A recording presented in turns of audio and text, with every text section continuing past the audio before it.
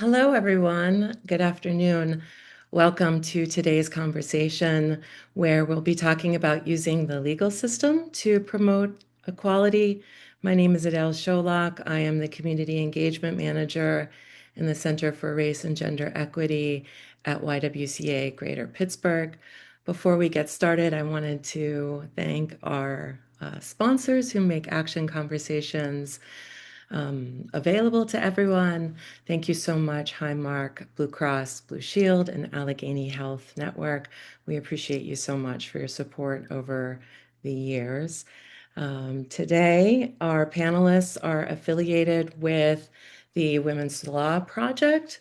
Um, the Women's Law Project is a nonprofit, public interest legal organization who is working to defend and advance the rights of women, girls, and LGBTQ plus people in our state and beyond. YWCA definitely considers Women's Law Project an ally and an ally in the fight to eliminate racism, empower women, and promote peace, justice, freedom, and dignity for all. Our moderator today, who is not from the Women's Law Project, Judy Hale, is the director of pro bono services for the Pennsylvania Bar Association. I met Judy at an event last December, um, and at the event, I was reminded that we really have a community here of women who are committed to equality and advancing that in our city, our state, and our nation. You'll meet some of them today in the action conversation. I'm really excited for you to get to meet them all.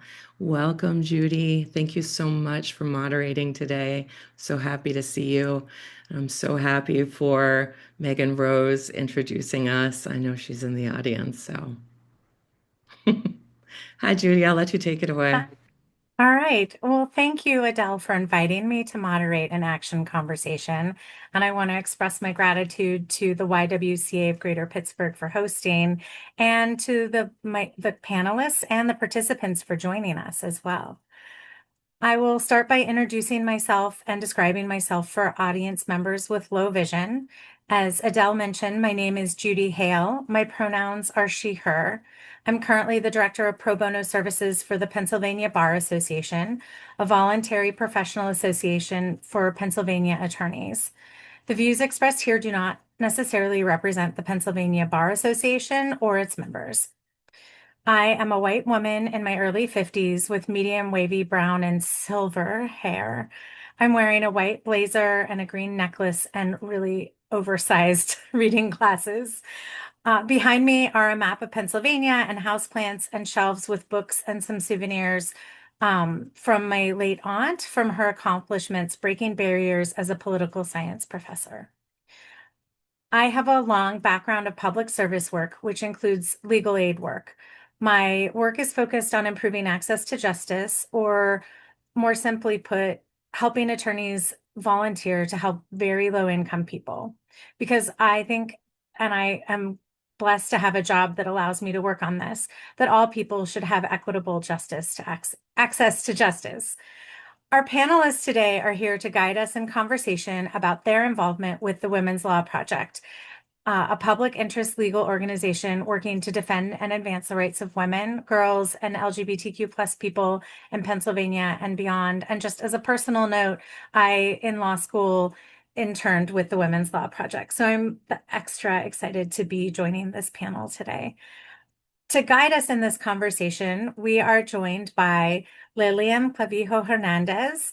Lilian is a legal fellow at the Women's Law Project, and she was sworn into the Pennsylvania Bar in May. Congratulations, Lilian. Maeve Plummer. Maeve is a former client and current board member at the Women's Law Project. And Sujaya Rajguru. Sujaya is a staff attorney at the Women's Law Project. So welcome. Sujaya is a staff attorney at the Women's Law Project. So welcome. Sujaya is a staff attorney at the Women's Law Project. So welcome. Sujaya is a staff attorney at the Women's Law Project. So welcome. Sujaya is a staff attorney at the Women's Law Project. So welcome. Again, the views of our guests do not necessarily represent the YWCA as a nonpartisan organization or our sponsors, but we welcome their expertise and their opinions in the spirit of protecting democracy. I will ask the panelists a few questions we've prepared in advance. If you are following us on Zoom, place your comments or questions in the chat for our panelists. And Facebook audience members should post their questions in the comments section. We will take audience questions after the panelists respond to the initial questions that highlight the issues for our session today. So let's get started. Round one, and this question is for all the panelists, and I'll call your names in order. So we're friendly, organized chaos here. The action conversations always start by inviting panelists to share their personal connections to the topic and introduce yourselves more fully as people. So I'll invite each of you to talk about yourselves a bit in relation to the topic today. And as a reminder, please include a visual description of yourself first to make our conversation friendlier to audience members with low vision. So I'll ask Maeve to go first for this one. Thank you so much, Judy. Hello, everyone. My name is Maeve Plummer, and my pronouns are she, her, hers. I am a white woman with shoulder length, brunette hair, and a royal blue top with kind of sheer mesh sleeves. I have my camera setting to blur my background, so the background is blurred, but my partner's 3D printer is kind of like to the left blurred, and I try to get the lighting just right, so I feel like the lighting's good. That might be something to bring up as well. My journey started when I was denied gender affirming care at a rural hospital system in Johnstown, Pennsylvania, and through the hard work and advocacy of attorneys at the Community Justice Project and the Women's Law Project, both here in Pittsburgh. It really resulted in a transformative and comprehensive settlement that included reforms across their operations in Western Pennsylvania, which is amazing. So I was a former client of the Women's Law Project, and now I'm a current board member, which has also been amazing. And my experience with the Women's Law Project really inspired me to pursue law, and I'm going to be starting law school this fall. Outside of my legal experience, I'm a really mission-driven person, committed to social justice. I have previous jobs in LGBTQIA2S plus nonprofit advocacy and DEI consulting, and my partner runs a summer camp for adults with disabilities based in Indiana, Pennsylvania. And I'll pass it off to the next. Thank you so much. I was engrossed and forgot to unmute for a moment. All right. Next, I will turn this question to Lilium, and please let me know if you need me to repeat any part of it. Thank you, Judy. My name is Lilium Clavijo Hernandez. My pronouns are she, her, and I am a dark-haired young Latina woman in her 20s. I'm wearing a bright pink top, and my background is blurred, but it is a light cream white color. And to introduce myself, I'm a current fellow at Women's Law Project. As previously mentioned, I'm in Philadelphia, but I'm leaving very soon to end my fellowship and working at another reproductive justice organization, which is very exciting. It's bittersweet more than anything. So I've always had an interest in social justice and the legal system as a tool to create better results and better lives for individuals who are most affected by injustice. And I didn't know that I wanted to work in gender justice until my second year of law school when I took gender in law and then had the opportunity to teach as a graduate student instructor for 2 semesters gender in law. And I realized that gender justice really is a culmination of all of the subjects that I really care about and that affect people very deeply. Nobody should be discriminated on the basis of their identity. Nobody should be denied employment or treated wrongly for needing accommodations for pregnancy or for lactation. And especially nobody should be treated differently or badly on the basis of their sexual orientation. And so I have a special interest as well in the intersection of immigration law and gender justice because of my personal background as an immigrant and because of a massive sense of distrust towards the government. And so I've been really lucky and grateful to explore state-based gender justice advocacy at WLP and learn about the ways in which the law can be used to create better outcomes for individuals who are underserved. Thank you so much, Lilium. All right, now, Sujaya, it's your turn. Hello, I'm Sujaya. I use she, her pronouns. I am a Indian woman in her late 20s with dark wavy hair. I'm wearing a black top, and my background is also blurred, and it's just a blank white wall. Nothing interesting. Um, and so I am a staff attorney at the Women's Law Project. Um, I came into this profession, I came to law school because I wanted to fight discrimination. I think in college, I learned more and more about the world and the ways in which discrimination exists in its present form and not just in history. We learn about MLK in elementary school, and it's like, oh, everything's great now. But, that's just really not the case, obviously. I mean, it's obvious now, but. Anyway, so I feel like I went through quite a learning journey and really felt a calling to be a part of making social change.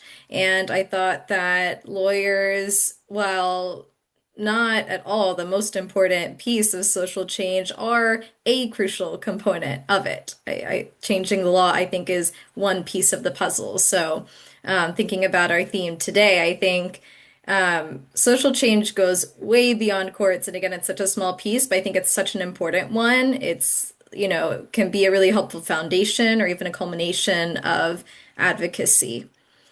Yeah, so that's how I got interested in this work and gender justice. I was really interested in racial discrimination work throughout college and in law school, but I also had a through line with gender justice. I was president of our women's organization in law school, so it's also always been an area that's been of interest to me. Thank you so much, Sujaya. All right, so now we're moving on to round two, and this question is for Maeve. June is LGBTQIA plus month. Happy Pride! The Stonewall Uprising and the birth of the modern queer rights movement happened on the streets of New York in 1969, but the courts have also been a place where rights have been won. Maeve, what would you talk to us about your experience as someone who stepped forward for legal help? Your interest wasn't just personal justice for yourself, but system reforms that help more people, right? Yes, exactly. And thank you so much, Judy. And happy Pride, everybody. I feel like I was lucky enough to, I think, really grow up in a trajectory of LGBTQIA2S plus progress. But, recent events and retrenchments have really illustrated the importance of Pride, that progress is something that needs to be fought for, it needs to be maintained. So I feel especially connected to Pride Month these past like a few years. And specifically to your point around my legal experience, I didn't really set out to become an activist. It was towards the beginning of the COVID-19 pandemic. I came home from my master's to Johnstown, Pennsylvania, where my grandparents and my mom grew up to help my mom with my grandpa's end of life care. And I just happened to need to continue my hormone replacement therapy. And there's one kind of local big hospital system that I went to, expecting, just to refill my prescription. And it really cascaded into a whole issue that I think really culminated in a phone call where they said, we just don't treat people like you. Which I was very astounded by. I have profound connections to Johnstown. I've spent every like holiday here growing up. My parents met at a local high school like here in Johnstown. I didn't really go in with preconceptions and stereotypes, but was really confronted with kind of these prejudices and barriers that I viscerally just felt in my heart just weren't right. And I feel like I started my gender transition out in California. And I feel like there's this stereotype that, to be transgender is kind of an urban concept. It's something that's more ideological, but really it's just a natural, reoccurring variation and the human experience that should be celebrated and affirmed. If you don't know any trans people in your community, that just might mean they're too scared to come out. But we're really everywhere and in a small rural place like Johnstown as well. And I met plenty of other trans people here. So I really felt like visceral sense of injustice in that experience. And of course, I need my hormones.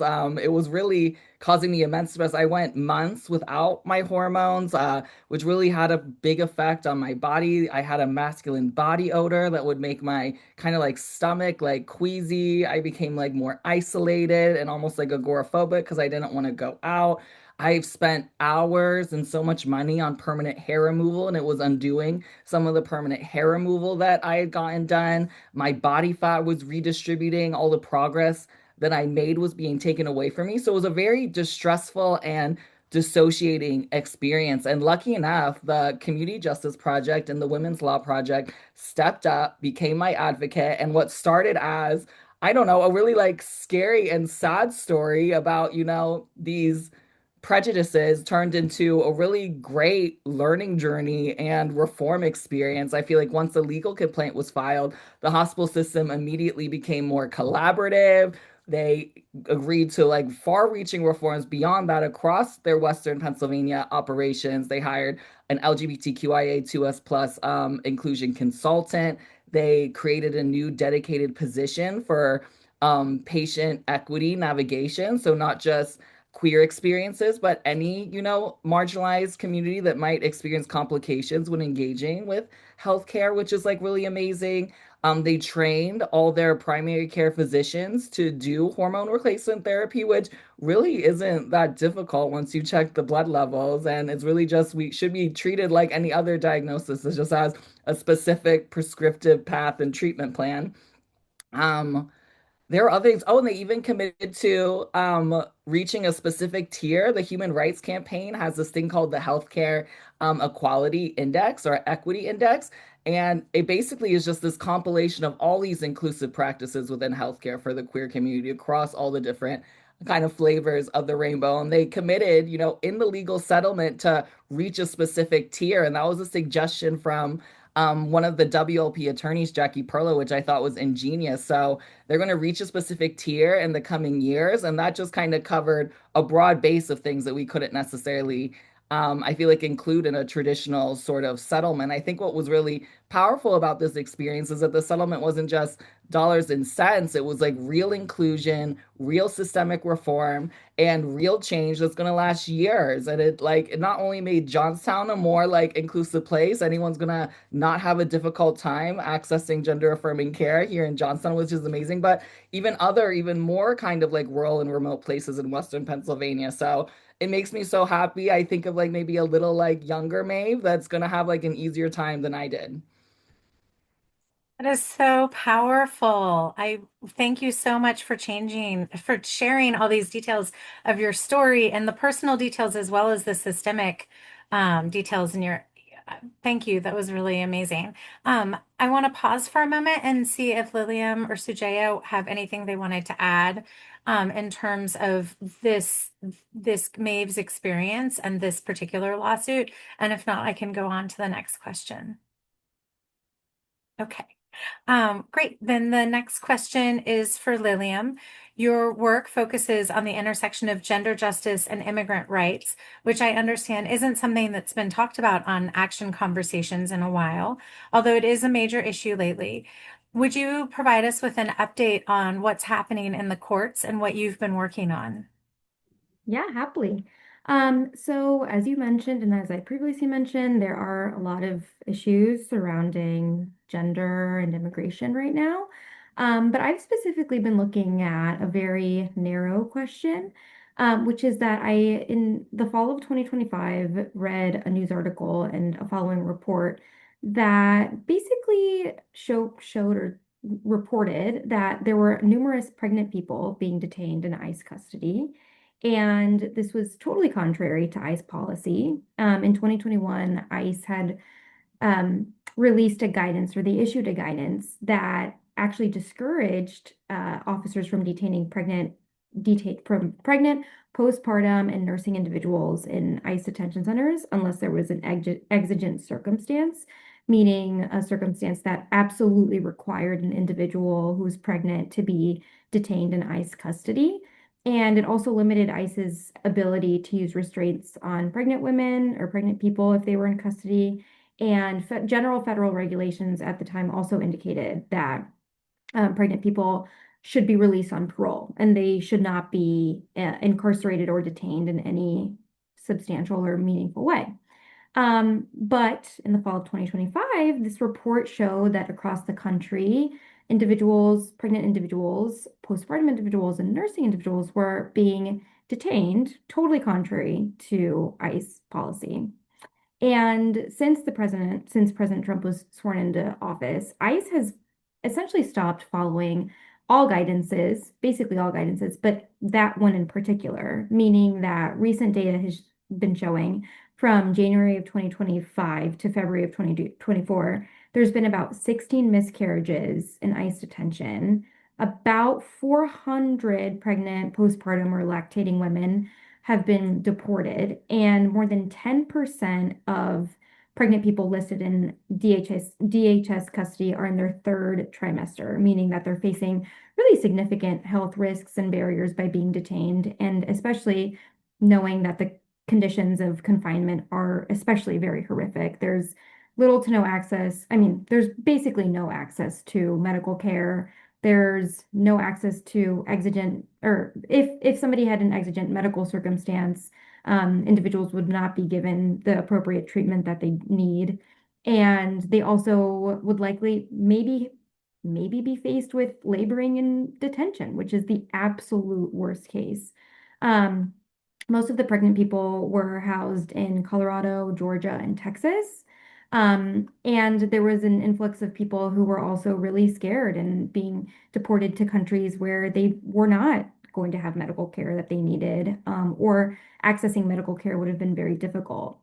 And so, on a practical level, that meant that, first of all, ICE was not following the policies that had been instituted and federal regulations. It also meant that people were being treated terribly in ICE custody, and they were facing really terrible increasing health threats and threats to their safety in ICE custody. And so when I read that article, I was really, really worried that this was happening in Pennsylvania. And so WLP has a Pennsylvania specific lens, and I started researching what the conditions of confinement were here and whether that was happening here. And I conducted this research a few months ago, wrote a memo, et cetera, presented it to the group. And at that point, in about December or January, there had been no people in ICE custody, but a recent report, no pregnant people in ICE custody, sorry, in Pennsylvania. But a recent report and a recent site visit from Representatives Summer Lee and Chris DeLuzio ended up turning up some reports of pregnant individuals in ICE custody. And so at this point, there is a massive ICE detention center here in Pennsylvania called Moshannon Valley Processing Center. And it is located in Phillipsburg, Pennsylvania. It's the largest of three ICE detention facilities in the state. And it's the largest immigration detention center facility in the Northeast, although there could be larger, unfortunately. And so I guess although there are not any current legal cases that are challenging the conditions of confinement for pregnant individuals or challenging the fact that ICE is breaking all policy and guidance, there are now whispers of individuals, or at least reports of pregnant people being detained in ICE custody in Pennsylvania. And so I think, although there isn't any legal movement in Pennsylvania yet, I think identifying this as a really important human rights violation, civil rights violation, immigration law violation is really important. And this recent site visit is starting to be an alarm, or ringing an alarm bell that this is happening here in Pennsylvania, and that organizations should start paying attention and doing their research and hopefully engaging in conversations to understand the issue better. And so something that, I just wanted to flag to people is that the ACLU has been doing ACLU of PA has been doing a lot of research into this, and it's a developing topic, but just something to keep in mind, and hopefully something that other organizations can start paying attention to and hopefully contributing legal resources to as well.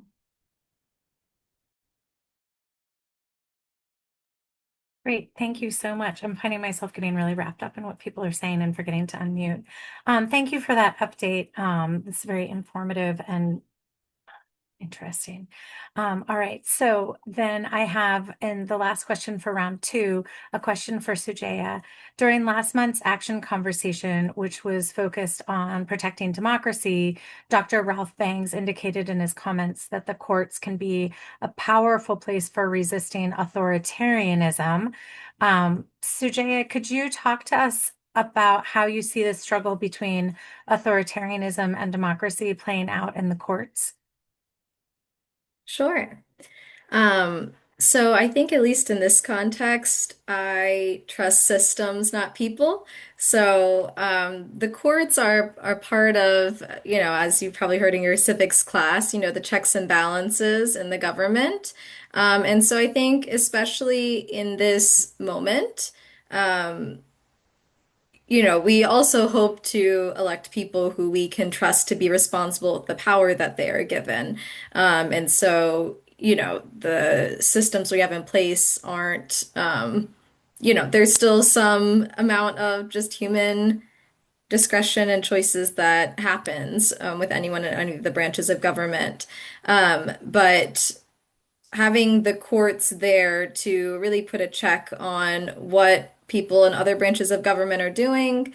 I think that's a way to help fight against one individual or one branch really taking all of the power and making decisions that they weren't meant to make. So the courts can enforce not usurping all of the power, keeping everyone in their lane of what it is their job to do. And there's reasons why the different branches have those jobs. The legislator, there's certain things the legislator makes because, people are electing them specifically versus the court, they're appointed.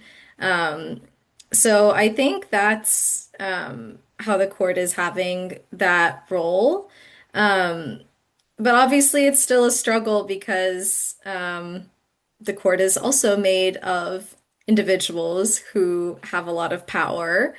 So it's definitely not a perfect system. And of course, the executive branch appoints people on the courts. So it's not a perfect system, but I think it is encouraging when we see moments of the democratic system upholding itself, because a lot of those restrictions and systems are put in place to maintain a democratic system.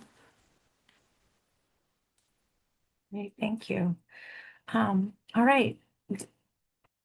For round three, this question is for all panelists. We're gathered here as part of the YWCA's monthly action conversations. The purpose of these sessions is to inspire action, especially in support of YWCA's mission to eliminate racism and empower women. Could each of you give us one or more very tangible thing that our audience members can do, especially in this critical moment where rights are being challenged?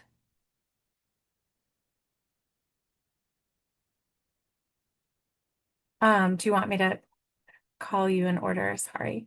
Let's see. Sujaya, I'm going to ask for you to go first because you were at the end of the line earlier. Sure. Um, I think one that I will say is particularly if you are a part of a marginalized group, a group that's oppressed in some way, I think finding joy is really powerful.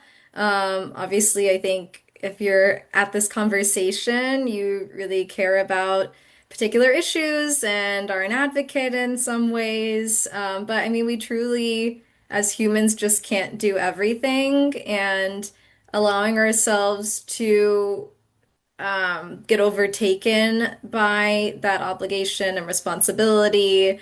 I think that lets the other side win. I think like finding normalcy in times like these and being joyful and finding community and making time for that and taking care of yourself, I think that itself is an act of rebellion. Thank you, Sujaya. Liam, could you go next to share with us at least one tangible thing that audience members can do? Yeah, I think one tangible thing that I feel kind of fills my cup is getting involved in your local community, and seeking out specifically organizations that are in need of resources, not necessarily just physical things that people may need or physical materials, but can you be maybe patrolling your community for ice if that's something that you're interested in? Can you contribute to a food drive? Can you get supplies for maybe a pregnant person who is not comfortable leaving their house but needs things like diapers or food or really anything that people need? So I think getting involved with local organizations and potentially just giving some of your time and some of the space that you have to process these issues is really great. I think that makes me feel like I'm actually quote unquote doing something, although obviously there's so much value and also learning from organizations. If you can't necessarily contribute anything, you can certainly just take the time to learn more about what they're doing. Some organizations that I'm thinking of from the top of my head, and I'm obviously going to be missing a lot, but there's the Pennsylvania Immigrant Coalition that I think serves all of Pennsylvania. There's Juntos as well. I think they're also in all parts of Pennsylvania, but I could be wrong.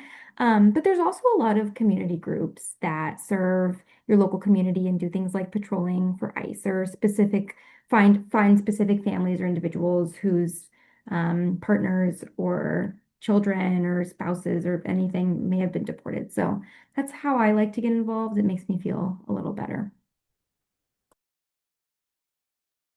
Thank you, Liam. I appreciate that. Maeve, what can you share with us in terms of tangible things that audience members can do um, Oh, to thank you. inspire them to actions? No, no, of course, no. Thank you for finishing the question. So I guess mine's gonna start a little abstract, but we'll get to the tangible. So I'd say you have to kind of learn to become a person that like shows up, that like is that squeaky wheel that I think one of my like quotes that I really like that I feel like I see on different cards and stuff is like well-behaved women rarely make history. You have to learn that sometimes you do have to rock the boat. Sometimes you have to do something that you're really intimidated by and fearful of. When I think about my experience, kind of being that catalyst to gender affirming care reform in Western Pennsylvania, it really started when I just felt something in my heart. My conscience was saying, this is wrong. I don't want someone else to go through this. I could just, let this slide like lots of people do, but I'm going to try. I'm going to reach out to any legal organization I have. I'm going to respond to them with resources like this isn't right. This is how this care is supposed to go. I'm going to educate. I'm going to reach out to their compliance officer to say something's wrong. I'm going to use whatever means I have to be that squeaky wheel. I'm going to be that squeaky wheel because my conscience is telling me this is not good. And I feel like in this kind of firestorm of I feel like there's so many issues that we could get focused on. It's like overwhelming. I think a tangible thing is just do one thing to be that squeaky wheel, whether that's volunteering at an organization, like Lilium said. I think like getting involved in your community, or it could be, I think one thing we don't emphasize is we all have like unique talents and gifts. If you're good at event planning, help plan an event, or like, really amplify and scale an event about an issue that you care about. If you're good with marketing, help people level up like their like materials. If you just have the time, capacity, labor, resources, you're good at project management, find a way to leverage your unique gifts and talents to like serve a mission in whatever small way you can, because it's so overwhelming. It's easy to just like feel paralyzed by it all. But if we all just find that one small thing, I feel like it would really cascade, because did not anticipate how big, this settlement became when I just wanted my hormone replacement therapy from a doctor in Johnstown, So you never know if you are that squeaky wheel where it's going to lead. It's Pride Month, so I'd be remiss not to say, if you're in a position to hire a trans person, please do. Part of the reason we're so easy to bully and take advantage of and pick on is that lots of us are in survival mode. Like I'm very blessed to not be fighting for my life, but there's huge unemployment like disparities for the transgender community. So take a chance on a trans person. Do these things that aren't as popular anymore, like sharing your pronouns or adding them to your email signature. Still try to use that gender inclusive, gender neutral language, all these different things, speak up. These are things that I think are like important. You so much. I want to pause now and see if we have any questions. Oh, I do have one question from the audience. How can our audience members support you, the panelists, in the important work that you are doing? What are things that you need from us, the audience? Um, let's start with Lillian this time. I would say the power of keeping informed is really, really, I feel like undervalued. I don't know, or maybe people don't talk about it, but truly staying informed and understanding what's going on is a very powerful tool because it allows you to become more involved in the things that you really care about through community groups or through individual action. And it also lets you talk to people about it, which is also super powerful. Speaking for myself, I have a lot of really incredible friends who really care about the same things that I do and are really upset about the injustices in the world, but don't really follow the news as much or have the time to read articles or are having kids and like just they don't have the time. And so I think as an individual myself who really cares about, the injustice in the world and what I can do about it, staying informed is one of the most powerful ways in which I can not only find ways that I want to advocate for, but also tell my friends and loved ones what's going on. And then maybe that will ignite something in them that makes them realize that they also want to fight for this cause and they want to volunteer or canvas for a candidate that they really like or be in a like even like a community garden and tell people in their local lives and communities about what's going on. So it's sometimes hard because it's hard to find the time, but being intentional about that is, I think, very powerful. Thank you. And Maeve, can you give us something that the audience members could do to support the work that you are engaged with? Of course. So I would say kind of resist this tendency towards proactive compliance to kind of like view, I feel like it's been a well executed project to make the transgender experience kind of politicized or controversial. You can see like, even like one of my favorite transgender celebrities, Laverne Cox, she says her bookings are down like 80% or 70%. It's so easy to feel in this cultural climate that let's avoid the headache. Maybe we'll wait till things die down and then we'll start like engaging with trans people again. So do not wait, stay the course. Embrace, the headache, it's not I feel like sometimes the fear and surveillance feels more pervasive than it really is. We still need to show up for trans people. And along the same line of what I said before is just make sure that you're doing something. I think one frustration that I have is that some people use these issues as a way to like, express their values and identity and to kind of commiserate and connect with people. But what are you doing to work in solidarity with specific communities? So I feel like the phrase that I like best is I am doing blank to support this community. And if you can't say something like that, what you're tangibly doing, how you're making allyship a verb and manifesting it in your community and your world, then that's something just to reflect on, just to make sure you're doing one thing, even if that's just like I donate to a soup kitchen to support people during the affordability crisis or people who are struggling socioeconomically. Just make sure that there are tangible actions. There's something you're doing, not just something you're saying and commiserating about. Thank you so much. I appreciate the donations are really powerful when organizations can report the number of donors they have and not just the dollar amount. So like maybe pick something to donate a very, very small amount to once a month or once a quarter, right? I think there are really small things that people can do that can be still meaningful for the recipient organizations. Okay, Sujaya, your turn. In terms of specific things people could do to support your work. Yeah, going off of that, obviously donations are helpful. Any amount is appreciated and helpful. And another thing would be reaching out to your representatives about issues or bills that are important to you. If you sign up for Women's Law Project's action alerts, will often say like, "Hey, this bill is up for a vote in committee or whatever phase it's at. Here's a good time to reach out to your representative, and you could give a message along these lines." So I think, staying in the loop for Women's Law Project, at least if you can stay in the loop with us on social media or our emails, then, you can hear about some ways to be more active in reaching out to representatives or donating or attending fundraising events. Great, thank you. So we have another question that's come in. As people working on equity, how are you feeling? Hopeful or scared about our present and future? So I'll go to Maeve this time and say, how are you feeling about this equity?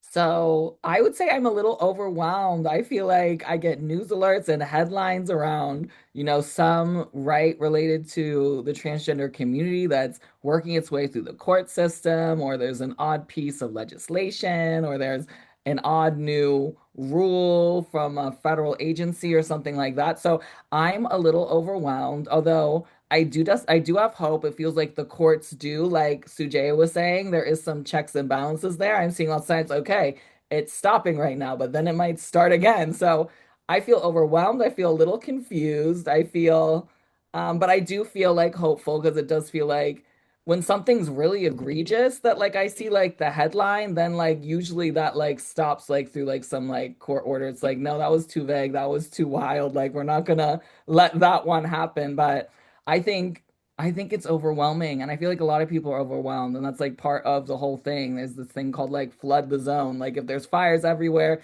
people just don't know even what to do. And I definitely am like, whoa, this is like an effective strategy because like I'm like very like overwhelmed. But like I'm saying, you have to find that one thing, just that one piece, understand we're all one small thing, but together we make like a really huge like impact, kind of like what Judy was saying. So even if it's just a small sliver, we're not going to like necessarily change the world in a day, but we do help contribute to, a more inclusive future.